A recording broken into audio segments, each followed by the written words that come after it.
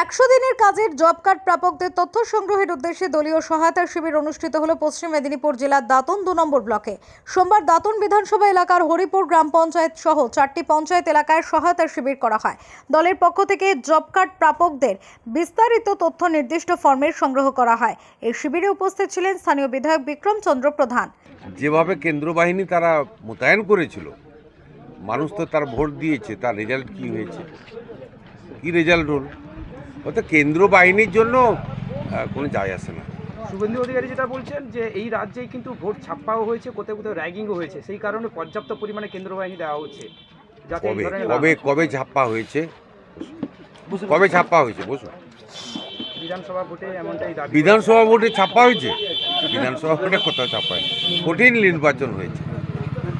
এবং বিশেষ করে দাঁতন বিধানসভা ক্ষেত্র এত কন্টেস্ট হয়েছে, তাহলে ছাপ্পা হলে কন্টেস্ট হতো কেন?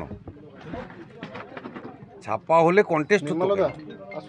মানুষ শান্তিপূর্ণভাবে ভোট দিয়েছে, তাই ভোট দিয়েছে বলে আজকে দাঁতন বিধানসভাতে 13টা অঞ্চল, আমরা 5টা অঞ্চলে জিতে তৃণমূল কংগ্রেস জিতলো, আর 8টা অঞ্চলে আমাদের তৃণমূল দল হেরেছিল, কিন্তু আমরা জয়লাভ করলাম।